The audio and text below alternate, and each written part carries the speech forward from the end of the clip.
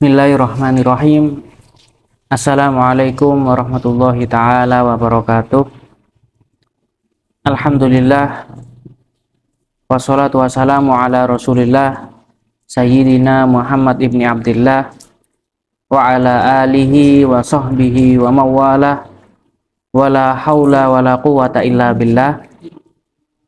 Alhamdulillah, kita masih diberikan kesempatan oleh Allah Subhanahu wa Ta'ala untuk melanjutkan pembahasan kita yang masih berkaitan dengan waktu-waktu sholat, yang mana di pembahasan yang telah lalu kita membahas secara terperinci setiap waktu-waktu sholat.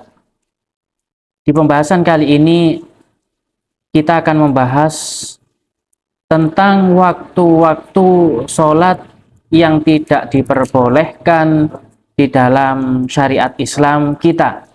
Akan tetapi perlu difahami di sini, waktu-waktu sholat yang tidak diperbolehkan bagi kita untuk melaksanakan sholat di dalamnya, ini hanya untuk sholat sunnah, dan sholat sunnah tersebut mempunyai sebab yang mutaakhir, atau sebabnya itu di belakang.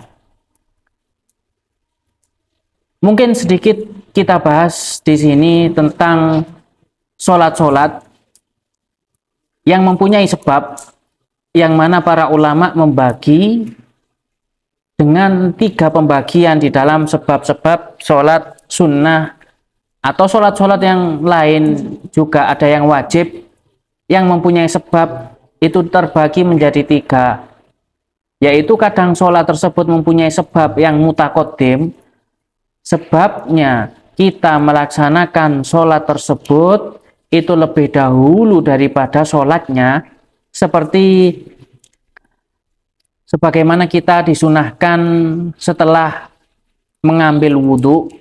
Ada namanya sholat sunnah yang disunahkan adalah sholat sunnah wudhu.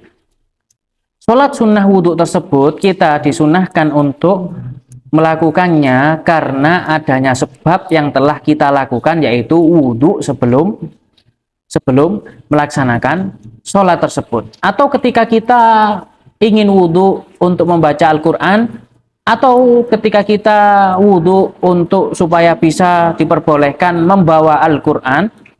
Ya, maaf, kalau di dalam permasalahan membaca Al-Quran tidak perlu wudhu. Di dalam membawa Al-Quran, ya, mungkin kita pengen memegang Al-Quran atau membawa Al-Quran, kemudian kita mengambil wudhu. Setelah wudhu kita disunahkan untuk melaksanakan sunnahnya sholat wudhu. Ya, sholat sunnah wudhu di sini tergolong sholat yang mana sebabnya itu mutaqaddim, sebabnya itu lebih terdahulu daripada ibadah sholatnya. Ya, ini pembagian yang pertama di dalam macam-macam sholat sunnah dari segi sebabnya.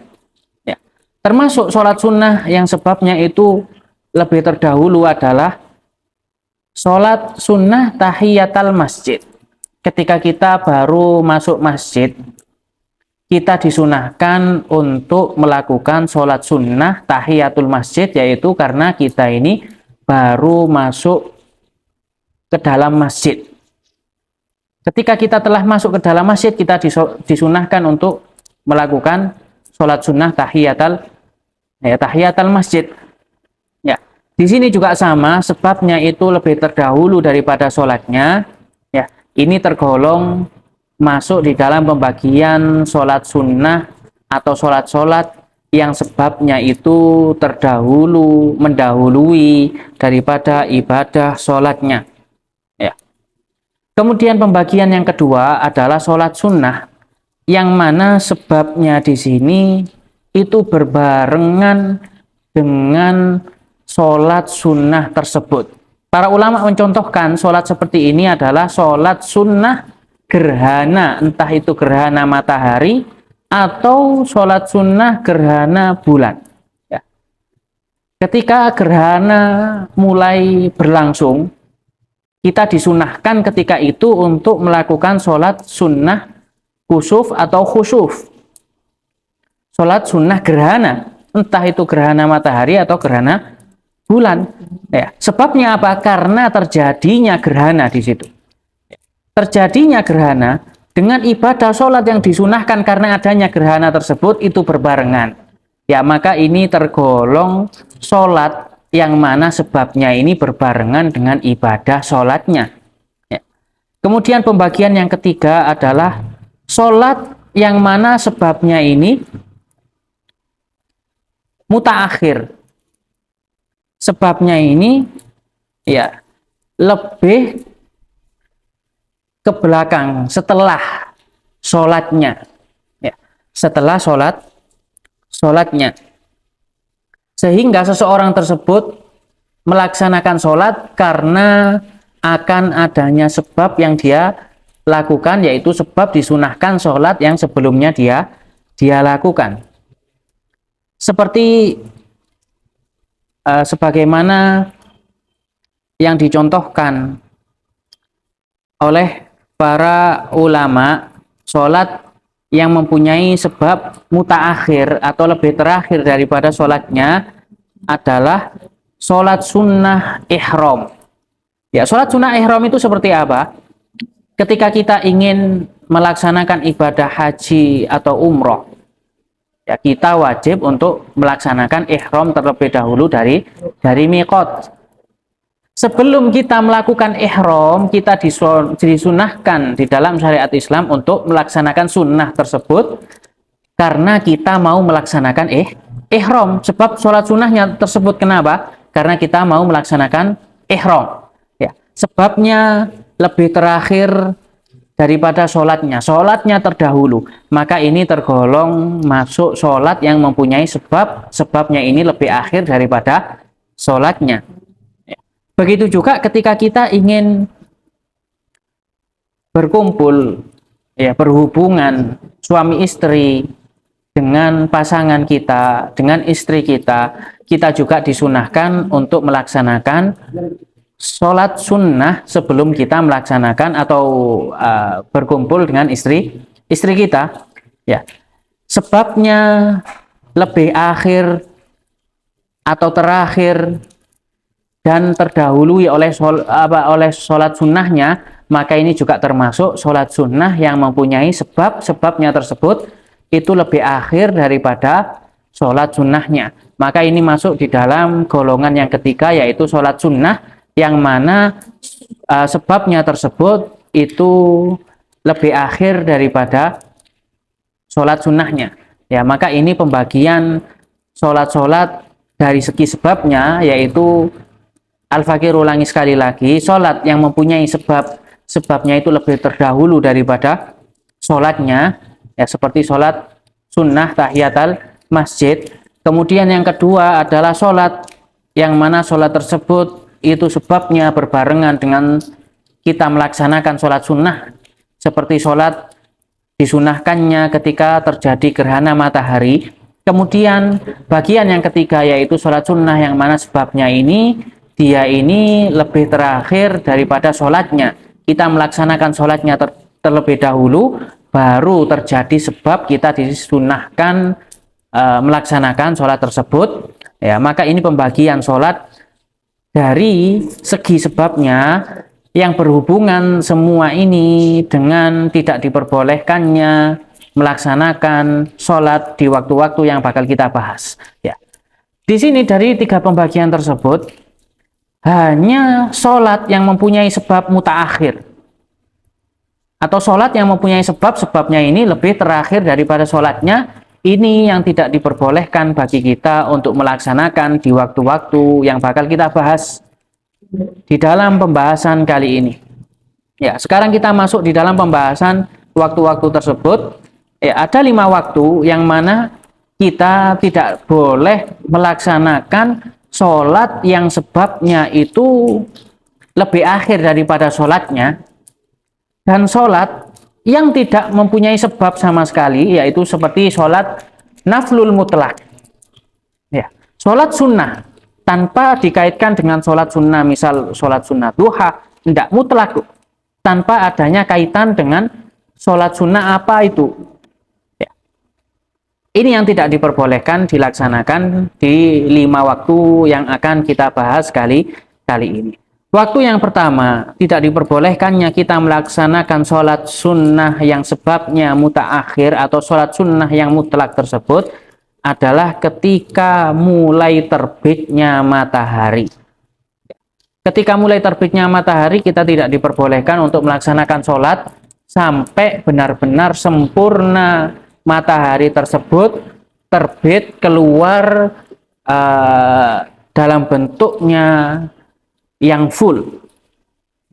Baru kita disunahkan boleh untuk melaksanakan sholat sunnah yang sebabnya mutaakhir. Ya. Akan tetapi ketika proses terbitnya matahari, ya, selama itu kita tidak diperbolehkan untuk melaksanakan sholat sunnah yang sebabnya mutaakhir atau sholat sunnah mutlak yang tidak terkaitkan dengan apapun.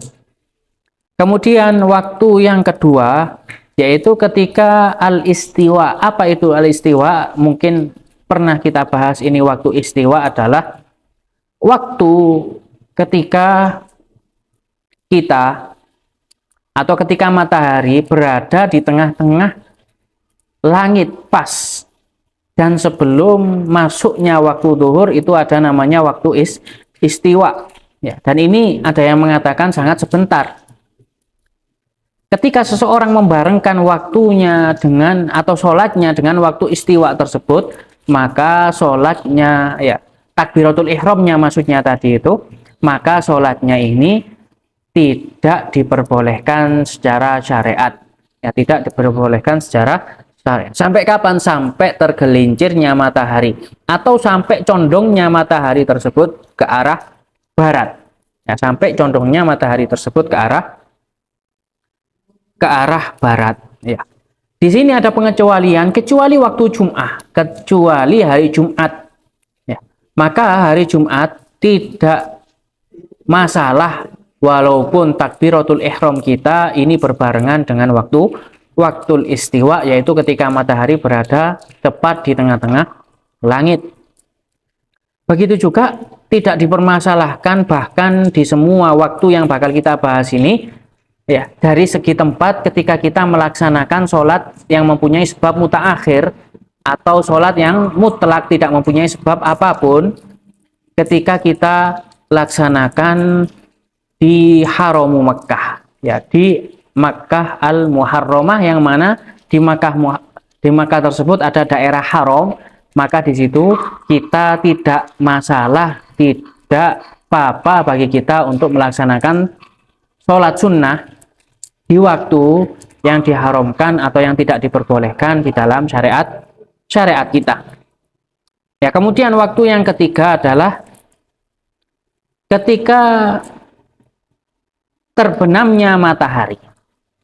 Ketika terbenamnya matahari, ketika matahari mulai terbenam sampai benar-benar sempurna itu tenggelamnya matahari, kita tidak diperbolehkan untuk melaksanakan sholat yang sebabnya ini mutaakhir atau sebabnya ini lebih terakhir daripada sholatnya, atau sholat yang tidak mempunyai sebab sampai benar-benar matahari tersebut tenggelam sepenuhnya, baru diperbolehkan bagi kita untuk melaksanakan sholat-sholat tersebut.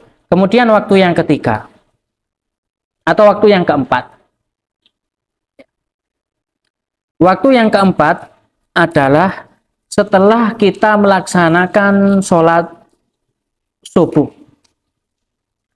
Setelah kita melaksanakan sholat fardu subuh, ya, dan di waktu subuh, kita tidak diperbolehkan untuk melaksanakan sholat sunnah yang sebabnya ini mutaakhir atau sholat sunnah mutlak. Kemudian yang terakhir adalah ketika kita setelah melaksanakan sholat fardu asar, ya, waktu asar, di dalam waktu asar dan kita telah melaksanakan sholat fardu asar, yaitu sholat asar yang diwajibkan bagi kita, maka setelah sholat wajib tersebut kita tidak boleh melaksanakan sholat yang sebabnya itu lebih akhir daripada sholatnya atau sholat yang tidak mempunyai sebab apapun. Ya, ini 5 waktu yang tidak diperbolehkan bagi kita untuk melaksanakan sholat, yang sebabnya ini lebih terakhir daripada sebabnya, dan juga sholat yang mutlak yang tidak mempunyai sebab apapun, ya kecuali